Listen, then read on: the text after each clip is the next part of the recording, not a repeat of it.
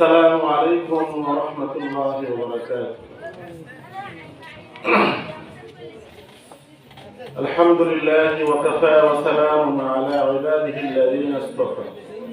أما بعد فأعوذ بالله من الشيطان الرجيم. بسم الله الرحمن الرحيم. من عمل صالحا من ذكر أو أنثى وهو مؤمن فلنحيينه حياة طيبة. صدق الله العظيم. اللهم صل على محمد وعلى آل محمد كما صليت على إبراهيم وعلى آل إبراهيم إنك حميد مجيد. اللهم بارك على محمد وعلى آل محمد كما باركت على إبراهيم وعلى آل إبراهيم إنك حميد مجيد. আলহামদুলিল্লাহ, মহান আল্লাহ তাআলা দরবারে শুকর আদায় করি যে মহান আল্লাহ রাব্বুল আলামিন আমাদেরকে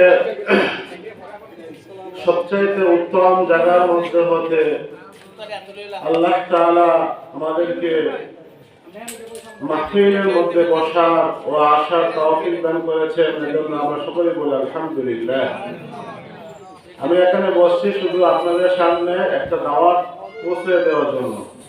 তার আগে 2 মিনিট শুধু কথা বলবো। আমরা যারা আছি আমরা সকলে চাই আমাদের জীবন সুন্দর হোক, ঠিক না? আমরা সকলে চাই আমাদের জীবন সুন্দর হোক, কিন্তু জীবন কিভাবে সুন্দর হবে? আমরা অনেকেই মনে করি টাকা পয়সা, যার ক্ষমতা দক্ষতা বেশি, ইহার মাধ্যমে আমাদের জীবন সুন্দর হবে। নেভার। আল্লাহ তাআলা সেই কথাকে বলে দিয়েছেন, না, সেটা হতে পারে না। টাকা পয়সা দক্ষতা শিক্ষিত যে যত ডিগ্রি অর্জন করুক না কেন, শান্তি সেই পাবে যার ভিতরে 2টা জিনিস পাওয়া যাবে। কয়টা জিনিস? 2টা। আল্লাহ তাআলা বলেন, এই 2টা জিনিস বলে শেষ। মান আমিলা সালিহাম মিন যাকারিন আও উনসা ওয়া হুয়া মুমিন فَلَنُحْيِيَنَّهُ حَيَاةً طَيِّبَةً। আল্লাহ রাব্বুল আলামিন বলেন, ও আমার বান্দা বান্দীরা, তোমরা শান্তি কোথায় খুঁজো? তোমরা ডিগ্রির মধ্যে শান্তি খুঁজে বেড়াও, টাকা পয়সার মধ্যে শান্তি খুঁজে বেড়াও, কিন্তু আমি আল্লাহ রাব্বুল আলামিন বলতেছি শান্তি খুঁজে পাওয়া যাবে 2 জিনিসের মধ্যে। যেই 2 জিনিস যার মধ্যে পাওয়া যাবে, আল্লাহ তাআলা তাকে এই দুনিয়ার মধ্যেও শান্তি রাখবেন, কিয়ামতের ময়দানেও আল্লাহ তাআলা শান্তিতে তাকে রাখবেন। ওই 2টা জিনিস কি? আল্লাহ তাআলা বলেন, মান আমিলা সালিহান মিন যাকারিন আও উনসা ওয়া হুয়া মুমিন। যে 1 নম্বর সত্য হলো যে ঈমানদার হবে, সালিহা যে নাকি নেক কাজ করবে, চাই সে পুরুষ হোক এবং চাই সে মহিলা হোক, সে যদি মুমিন হয়ে থাকে তাহলে নেক আমল করতে হবে 1 নম্বর। 2 নম্বর হলো ঈমানদার হতে হবে, যার ঈমান এবং আমল মজবুত হবে।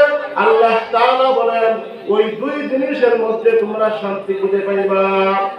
আল্লাহ তাআলা বলেন, ওই এলাকার মধ্যে সবচেয়ে গরিব মানুষ যেটা, সবচেয়ে অসহায় মানুষ যেটা, ওর কাছে কোনো টাকা পয়সা নেই, কোনো ধন সম্পদ নেই, কোনো বাড়িঘর কোনো কিছুই নেই, কিন্তু তার কলবের মধ্যে ঈমান ও আমল রয়েছে। আল্লাহ তাআলা বলেন, ওই বান্দার অন্তরে আমি আল্লাহ তাআলা প্রশান্তি দিয়ে দিব। অর্থাৎ বুখারী শরীফের ৯৭৫৩ নম্বর হাদিসের মধ্যে বলেন, আল্লাহ রাসূল আকরাম সাল্লাল্লাহু আলাইহি ওয়াসাল্লাম বলেন, আলা উখবিরুকুম বিআহলিল জান্নাহ, আমি কি তোমাদেরকে জান্নাতি মানুষের পরিচয় বলে দিব না? ক্বালু বালা ইয়া রাসূলুল্লাহ। সাহাবা کرام বললেন, অবশ্যই হুজুর, আপনি কি বলেন? অবশ্যই বলে দেন। জান্নাতি মানুষগুলো কারা হবে? দুনিয়ার মধ্যে দেখা যায় যারা অর্থশীল, যারা সম্পদশালী লোক, ওদেরকে আমরা খুব সম্মান করি, কিন্তু আমার গ্রামে যে অসহায় দুর্বল বান্দা রয়েছে, ওই বান্দাদেরকে আমরা গোনার মধ্যে শামিল করি না।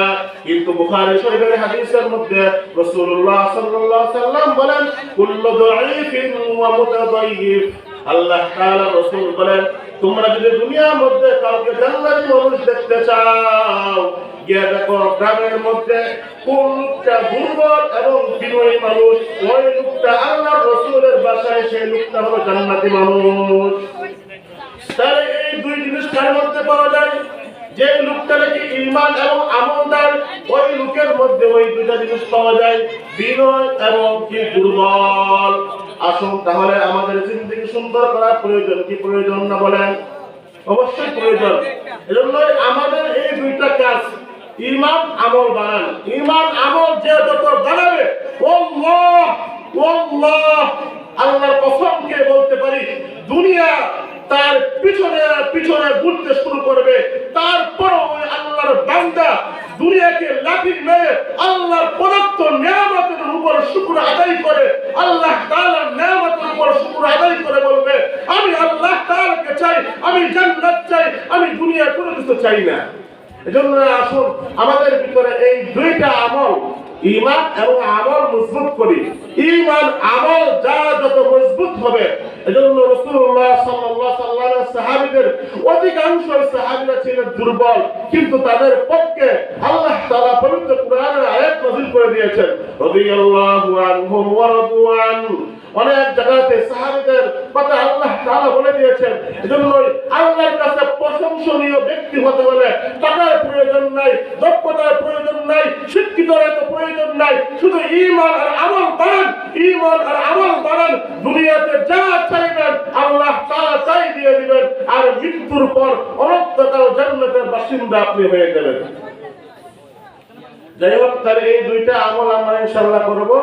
ঈমান এবং আমল মজবুত করি, আল্লাহ তাআলা দেখবেন আমাদের দুনিয়ার জীবন সুন্দর করে দিবে এবং পরকালের জীবন আল্লাহ তাআলা সুন্দর করে দিবে। যাই হোক,